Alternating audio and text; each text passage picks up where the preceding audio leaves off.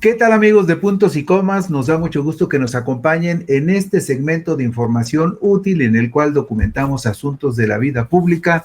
para tener más elementos y entender, comprender con mayor claridad por qué suceden, cómo nos afectan y qué trascendencia tienen.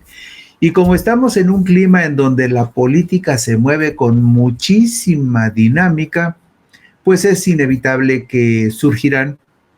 como está previsto, algunas propuestas de algunos grupos que pretenderían influir en el gobierno o en el partido o en el gobierno y sus aliados con la idea de tomar alguna ventaja. Bueno, pues frente a la crisis terminal de una oposición moribunda, desprestigiada y ajena al interés y la simpatía de la mayoría de los mexicanos, tres expresidentes del máximo órgano electoral del país y una amplia cofradía de académicos abajo firmantes proponen fortalecer y ampliar la figura de la representación proporcional en el Congreso de la Unión, es decir, ampliar los pluris, esos por los que nadie vota y que sin embargo se han convertido en un botín de las dirigencias partidistas para acomodar allí a sus cuates, a sus cómplices, a sus parientes. Pues bien, estos tres ex directivos del máximo órgano electoral, dos expresidentes del IFE, un expresidente del INE, presentaron un documento que pretendería ser una contrapropuesta a la reforma electoral que ha asumido la presidenta de la República, Claudia Sheinbaum Pardo, que en un principio se pronunció por la desaparición de los legisladores plurinominales. Firman este documento los expresidentes del Instituto Federal Electoral, José Woldenberg Karakowski y Leonardo Antonio Valdés Zurita, así como el expresidente del Instituto Nacional Electoral, Lorenzo Córdoba Vianello, secundados por una amplia lista de académicos abajo firmantes. Una de las primeras argumentaciones de la organización, que se identifica como Instituto de Estudios para la Transición Democrática, es que la presente legislatura del Congreso de la Unión fue integrada merced a una doble maniobra que le dio a la coalición gubernamental una sobrerepresentación inconstitucional e ilegal de la Cámara de Diputados y una mayoría calificada en el Senado, alcanzada mediante la extorsión y la amenaza. Eso dicen tres expresidentes del máximo órgano electoral y también una amplia cofradía de académicos que les acompañan en este desplegado. Sobre esa doble anomalía se ha erigido una mayoría que ha hecho de la cerrazón, la cancelación del diálogo y el avasallamiento legislativo el modo usual de su política. Esto dice esta organización, que se identifica como Instituto de Estudios para la Transición Democrática. Habría que recordar que el 22 de agosto del 2024, el Consejo General del Instituto Nacional Electoral aprobó por mayoría de votos el acuerdo correspondiente a la asignación de diputaciones federales por el principio de representación proporcional y por unanimidad el acuerdo para la asignación de senadurías plurinominales a los partidos políticos Acción Nacional, Revolucionario Institucional, del Trabajo, Verde Ecologista de México y Movimiento Ciudadano, además, por supuesto, de Morena. La consejera presidenta del INE, Guadalupe Tadei Zavala, aseguró en ese momento, en agosto del 2024, que en este proceso de asignación y en la aplicación de la fórmula contenida en la Constitución, no existe un dilema. Dijo lo siguiente: la Constitución es contundente y precisa, no hay dilema, las reglas constitucionales son muy claras. Pedirle al INE hoy que aplique esta fórmula de otra manera es impensable. Este Consejo General no puede apartarse de la Constitución, enfatizó en agosto del 24 Guadalupe Tadei, algo que seguramente incluso personajes como Lorenzo Córdoba Vianello, que dejó la presidencia del INE en el 2023, olvidaron, y que esa fórmula que ahora discuten y que aseguran que le da una ventaja indebida a Morena y a sus aliados es la misma fórmula que se aplicó en el 2018 y en el 2021, cuando Lorenzo Córdoba era el presidente del Instituto Nacional Electoral y no la objetó, y fue la misma que se aplicó el año pasado. En la misma sesión del 22 de agosto del 2024, el consejero electoral del INE, Ukip Espada Ancona, presidente de la Comisión de Prerrogativas y Partidos Políticos del INE, afirmó que la fórmula de asignación de la representación proporcional, su interpretación gramatical y funcional, pero muy especialmente en su interpretación sistemática, histórica, teleológica, es inequívoca, donde la Constitución dice que el tope de sobrerepresentación será del 8% para cada partido político.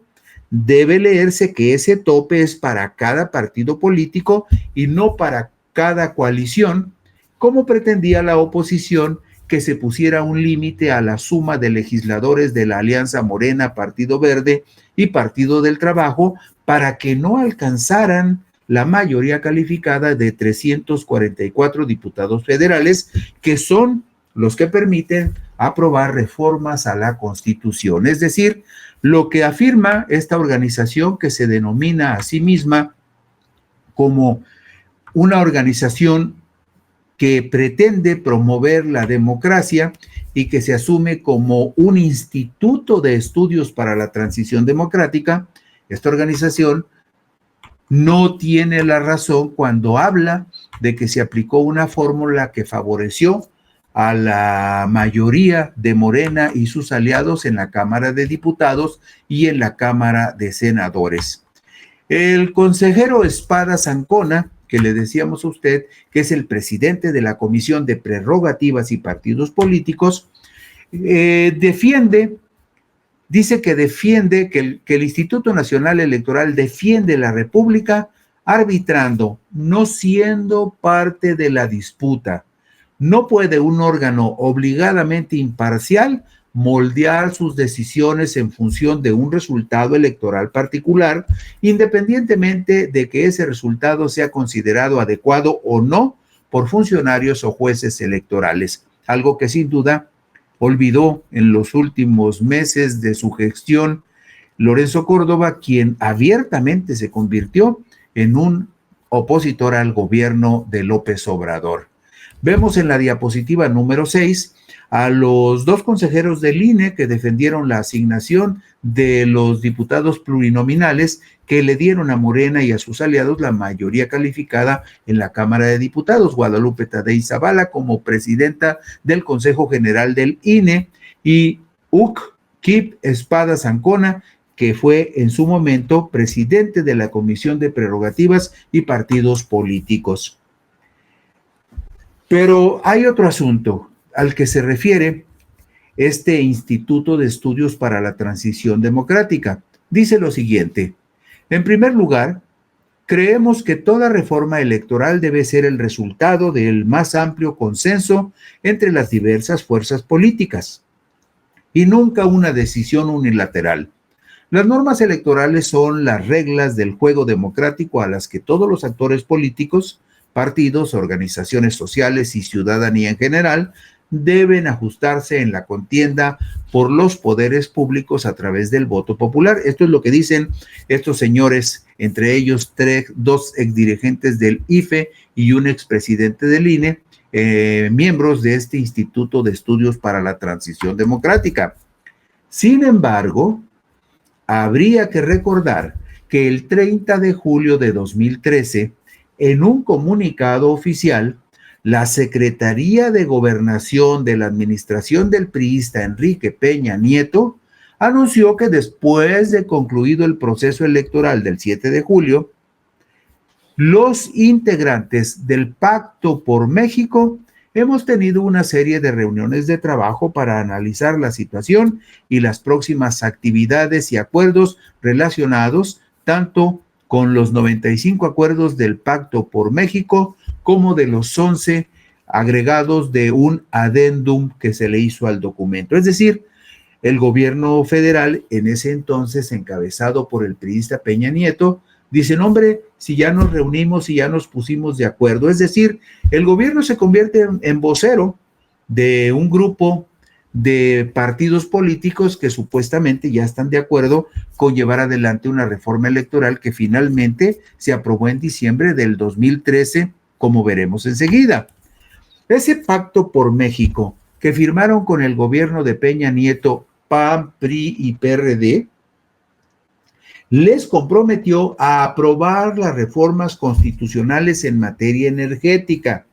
para privatizar la industria petrolera a cambio de permitirles adueñarse del nuevo Instituto Nacional Electoral, en el cual se repartieron por el sistema de cuates y cuotas las 11 posiciones de los consejeros electorales, entre ellos la presidencia del INE para Lorenzo Córdoba, así como la aprobación de la reelección de diputados federales, senadores, presidentes municipales y legisladores estatales. Es decir, más que un consenso, más que un acuerdo en favor de la mayoría de los ciudadanos del país, PAN, PRI y PRD se pusieron de acuerdo con el gobierno de Peña Nieto para malbaratar toda la riqueza petrolera de México y a cambio de eso, pues les concedió que ellos decidieran quiénes iban a ser los 11 nuevos consejeros del nuevo Instituto Nacional Electoral que empezó a operar a partir del 2014. Y vemos en la diapositiva número 16,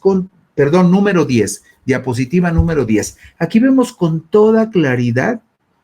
que todo lo que dice Lorenzo Córdoba y que secundan otros dos dirigentes del IFE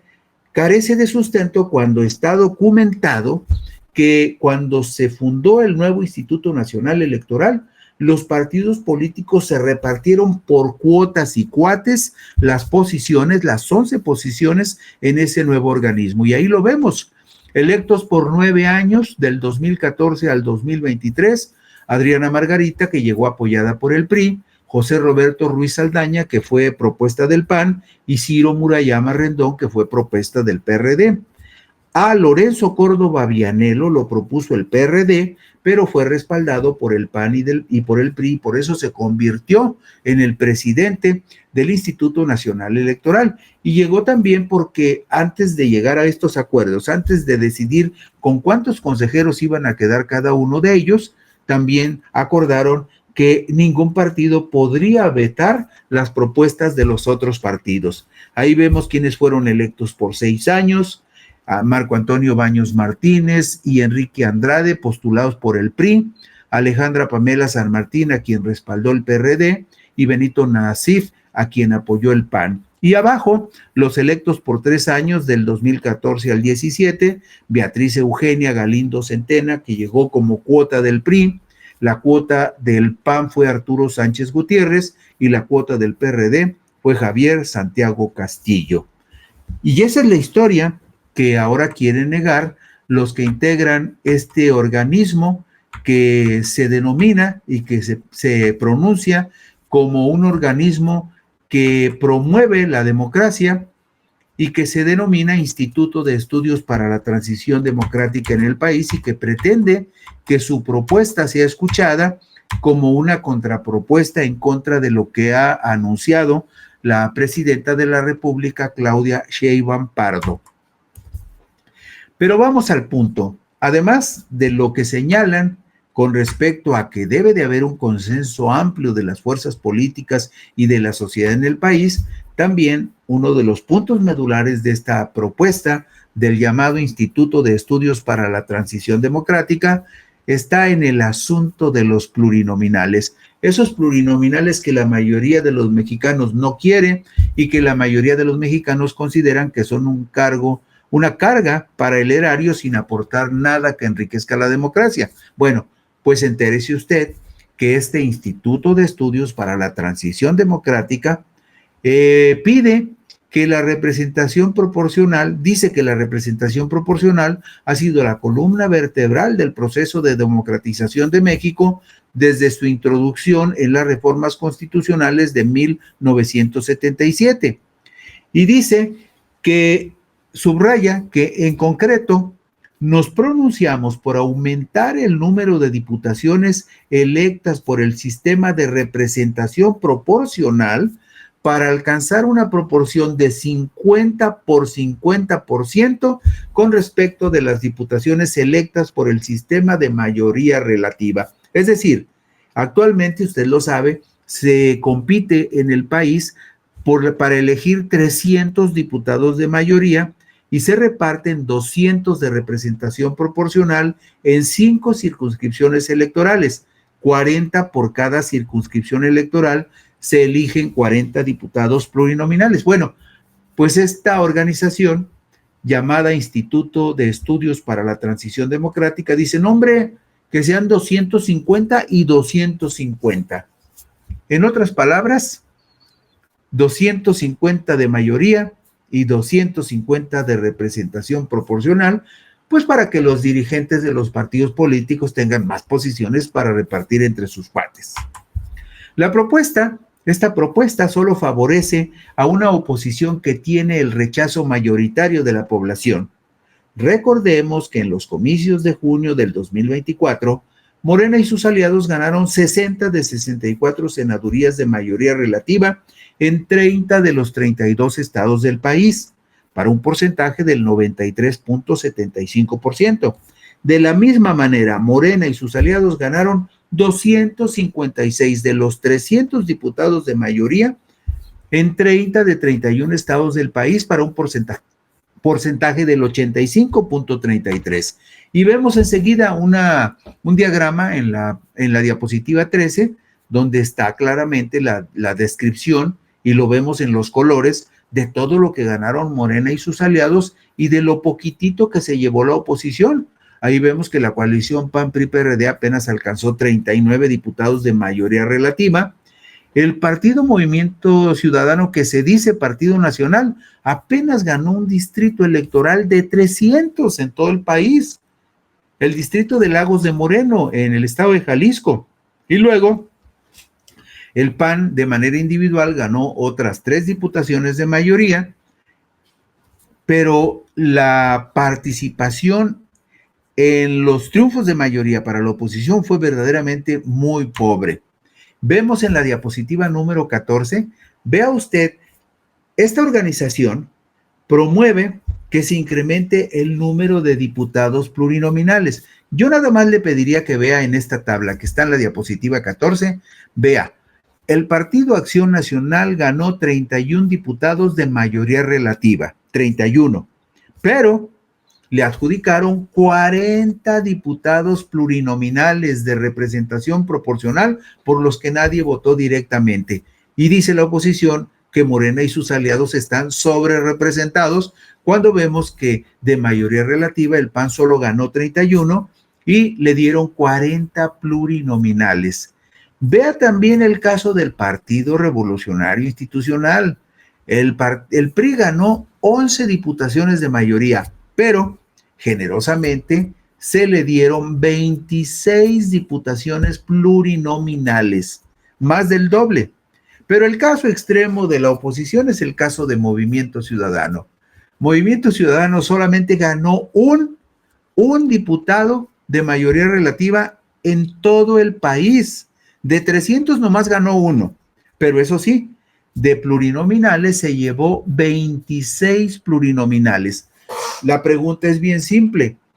¿Ese incremento de los plurinominales a quién beneficiaría? Pues a estos partidos que la gente ya no quiere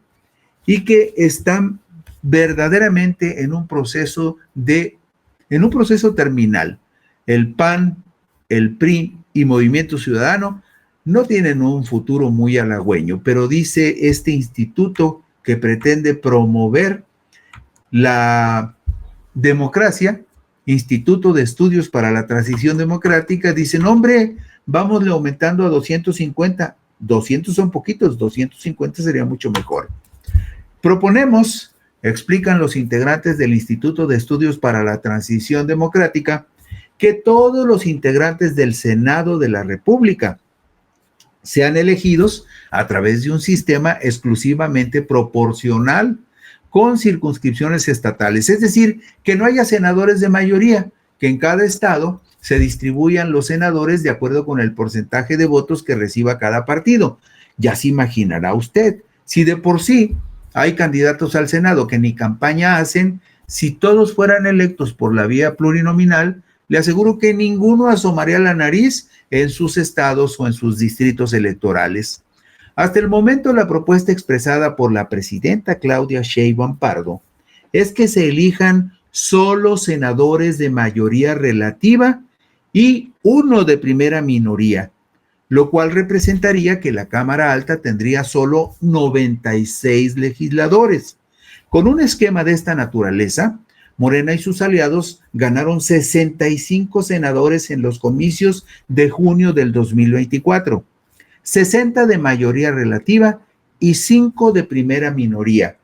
La oposición de PAN, PRI, PRD ganó 4 senadores de mayoría, solo 4 senadores de 64 de mayoría y 25 de primera minoría, es decir, 25 senadores de segundo lugar. Y vemos en la diapositiva 16 también la pobreza que representa la oposición en este mapa en la contienda para senadores. Ahí ve usted que nada más hay 2 estados donde el Partido Acción Nacional logra una presencia significativa. Es el estado de Aguascalientes y el estado de Querétaro, que son los únicos donde ganó senadores de mayoría. Esa manchita verde que usted ve ahí corresponde a los senadores de mayoría que ganó el Partido Verde en San Luis Potosí, pero todo el resto, el rojo intenso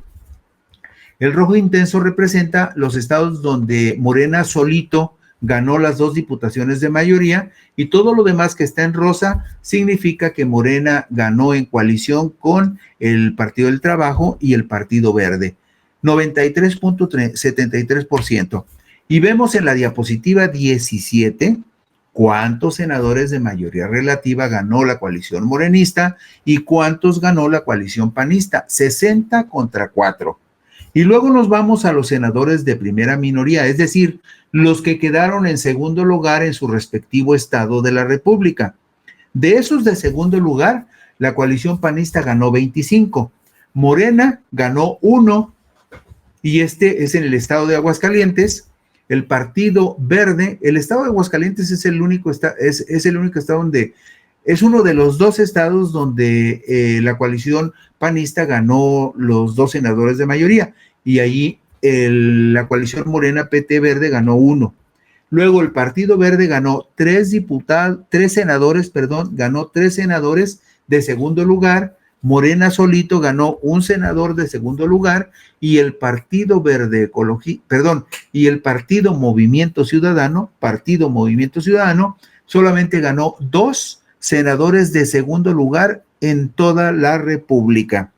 De tal manera que Morena, Partido Verde y Partido del Trabajo, entre senadores de mayoría relativa y de primera minoría, de segundo lugar, ganó 65 senadores. La coalición PAN-PRI-PRD ganó 29 senadores, entre senadores de mayoría relativa, que nada más fueron 4, y el resto fueron de de primera minoría, de segundo lugar. Y así rapidito, para que no nos entretengamos mucho, ve usted la diapositiva 18. Aquí vemos que de Baja California a San Luis Potosí, en esas 12 entidades, Morena y sus aliados ganaron todas las senadurías de mayoría, es decir, 2 senadores por cada entidad de Baja California Sur, Chihuahua, Durango, Jalisco, hasta San Luis Potosí. Y vemos también que en Nuevo León fue uno de los 2 estados donde el Partido Movimiento Ciudadano ganó un senador de segundo lugar, un senador de primera minoría de segundo lugar. Luego, en la siguiente diapositiva 19,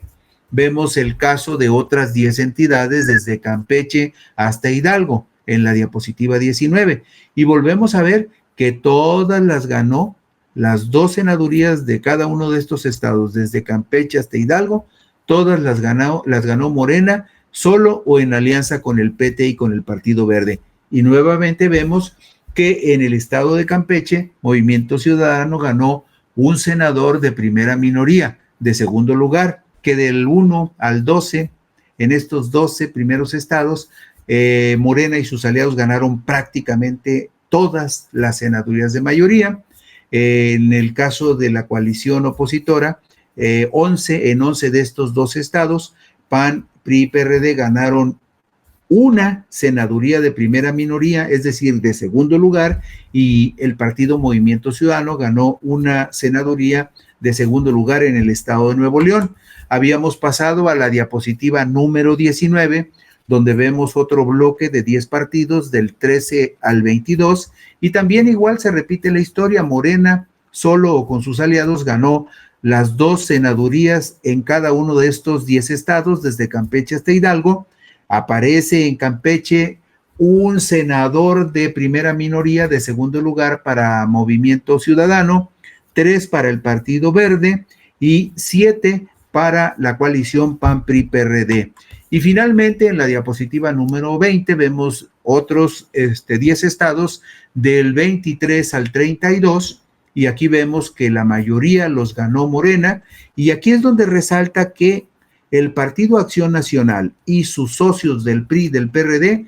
solamente ganaron los senadores de mayoría en 2 de los 32 estados del país. Ganaron en el estado de Querétaro y en el estado de Aguascalientes. En Querétaro, Morena solito ganó un senador de primera minoría, de segundo lugar, y en Aguascalientes, Morena y sus aliados ganaron otro senador de primera minoría y de segundo lugar. Como usted puede ver, si en la contienda solamente hubiese senadores de mayoría relativa y senadores de primera minoría o de segundo lugar, la suerte de la oposición no sería de ninguna manera brillante. Por eso también la propuesta que hacen los integrantes de este Instituto de Estudios para la Transición Democrática parece una desmesura, porque simplemente estarían alimentando las esperanzas de una oposición a la que la mayoría de la gente no quiere, y por lo tanto no sería relevante si la gente vota por un paquete de diputados pluris, cuando vemos que en la disputa de las diputaciones y de las senadurías de mayoría, la oposición está virtualmente aplastada.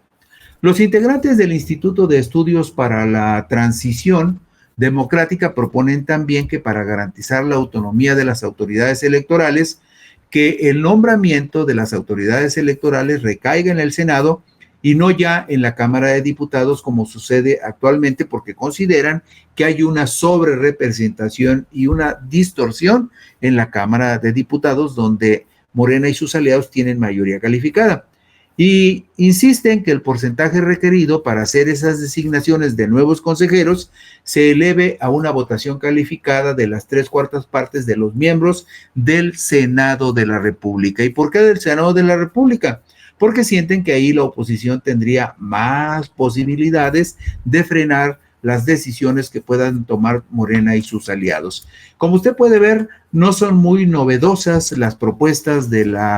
este instituto, que se dice promotor de la democracia, pero que lo único que pretende, por lo menos eso se puede deducir en razón de las iniciativas que ofrece, que pretende fortalecer a una oposición que está virtualmente derrotada. Y por supuesto, insisten en que la elección de los consejeros debe de ser con la aprobación del Senado, cuando ustedes recordarán que la propuesta que hizo el expresidente Andrés Manuel López Obrador iba en el sentido de que los consejeros electorales sean electos a propuesta de una lista que harían